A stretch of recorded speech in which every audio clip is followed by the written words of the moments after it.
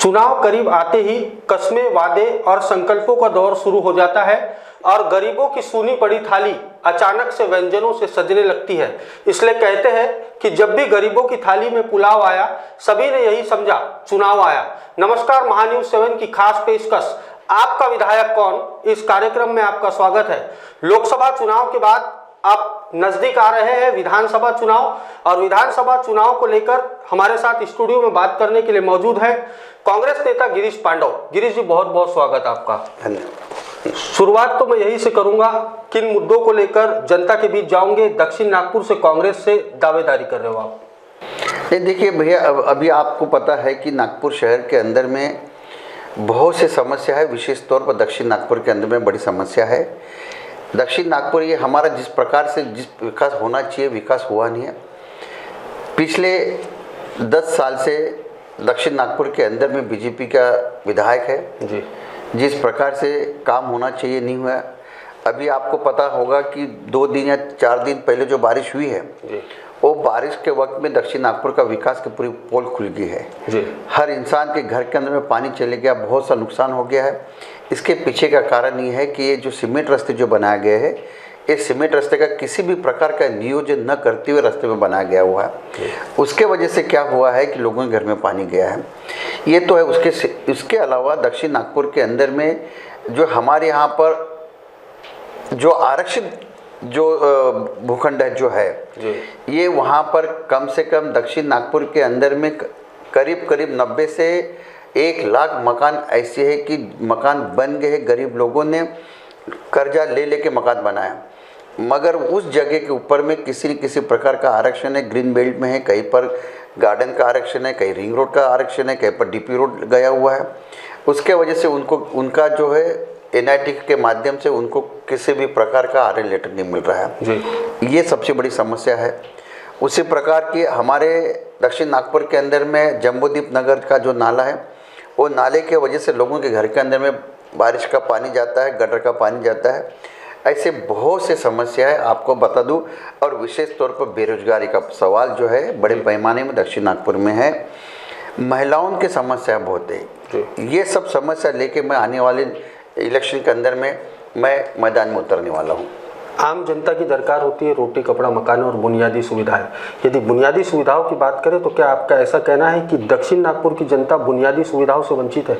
बिल्कुल सही बात है। देखिए, आप जो बोल रहे, देखो मेरा कहना कैसा है कि भैया सिर्फ सीमेंट रोड बनाने में विकास नहीं है। बेरोजगारों को रोजगार देना बहुत जरूरी है जी। गरीबों को उनके हालात के हिसाब से उनको मदद होना जरूरी है जी। आपको बता दूं कि कांग्रेस सरकार के वक्त में जो संजय गांधी निराधार योजना जो चल रही थी, उसी प्रकार श्रावण बाढ़ योजना चल रही थी, उनके तक पैसे अभी लोगों को मिल नहीं रहे हैं। और अभी ये लाडली बहना का योजना इन्होंने लेके आए। सरकार के पास में किसी भी प्रकार का पैसा नहीं रहने के बावजूद भी इस प्रकार की योजनाएं ये डिक्लेयर कर रहे हैं। मूलभूत सुविधाएं जो लोगों को मिलना चाहिए। देखिए, रास्ता ये एक बात है, 24/7 OCW के माध्यम से पानी देने वाले हैं जी। मगर दक्षिण नागपुर के अंदर में 20 मिनट के ऊपर में किसी भी एरिया में पानी का नहीं आता है जी। नल है मगर पानी नहीं है जी। ये हालत दक्षिण नागपुर के अंदर में है। उसी प्रकार सीवर लाइन का तो इतनी समस्या है कि हर घर के कुएं के अंदर में सीवर लाइन का पानी मिला हुआ।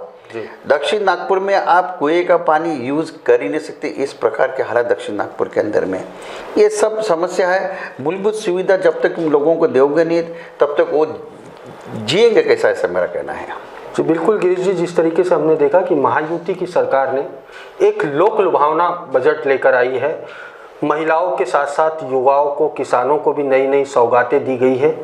विधानसभा चुनाव में इसका कितना असर पड़ेगा, आपको क्या लगता है? नहीं, देखिए कैसा है, अभी लोग बहुत जागरूक और समझदार हो गए हैं।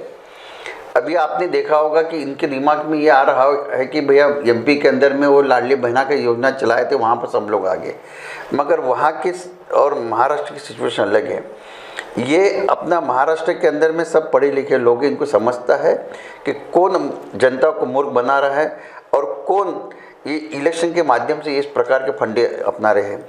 देखिए, इलेक्शन अभी 2 महीने के बाद में महाराष्ट्र के अंदर में इलेक्शन लगे हुए हैं।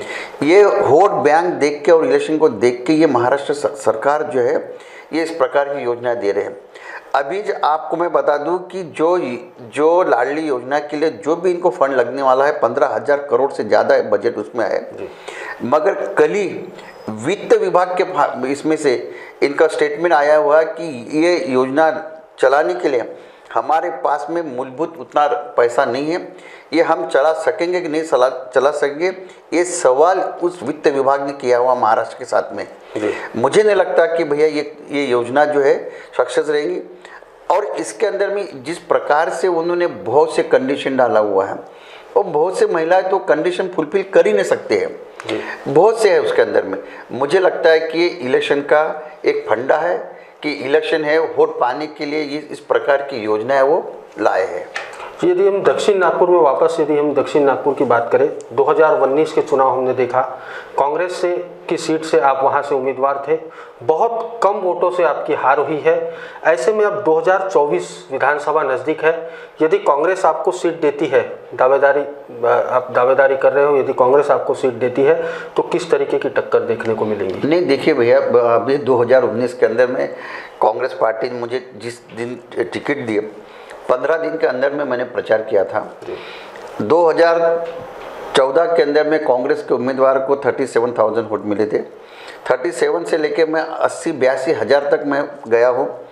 आज अगर मुझे टिकट मिलती है तो मुझे पूरा विश्वास है कि मैं विजय होकर रहूँगा, क्योंकि जिस दिन मेरा रिजल्ट आया 2019 में, इलेक्शन हारने के बावजूद भी मैं दूसरे दिन से काम में लगा हूँ, जनता की सेवा में लगा हूँ।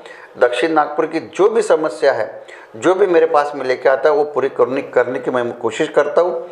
इस चुनाव में अगर आप लोगों के सब कृपा से मैं अगर जीत के आता हूँ तो दक्षिण नागपुर का विकास मैं करके दिखाऊंगा, ये मैं आपको बताना चाहूँगा। कोई बड़े नेता का आश्वासन कि आप तैयारी कीजिए, आपकी टिकट फाइनल है? नहीं, देखिए, कांग्रेस पार्टी में तो ऐसा कोई आश्वासन वाला विषय ही नहीं रहता है। बहुत लोग टिकट के लाइन में लगे हुए रहते हैं, मगर हाई कमांड जो हमारी दिल्ली की हाई कमांड जो है, वो जिसको आशीर्वाद देंगे उसको टिकट मिलती है। और मेरे पास में किसी प्रकार का कोई गॉडफादर में नहीं है। मेरे पास में मेरा गॉडफादर जनार्दन जो है, वही मेरा गॉडफादर में जनता के अंदर में जनता का काम, गौर गरीब कोई भी समाज का क्यों ना हो, किसी भी पार्टी का क्यों ना हो, किसी जात धर्म का क्यों ना हो, उसका काम करने की मैं कोशिश करता हूँ, और वही मेरा गॉडफादर है, ऐसा मुझे लगता है। बात करने बहुत बहुत धन्यवाद। विश्व का सबसे मजबूत लोकतांत्रिक देश भारत देश को कहा जाता है। यहाँ जनता का हित सर्वोपरि है। यही कारण है कि भारत देश की जनता को जनार्दन की उपमा दी गई है। इन्हीं जनता के वोटों से सरकारें बनती है और इन्हीं जनता के वोटों से सरकारें गिरती भी है। तो फिलहाल आपका विधायक कौन, इस कार्यक्रम में मुझे यानी पारस को दीजिए इजाजत। नमस्कार।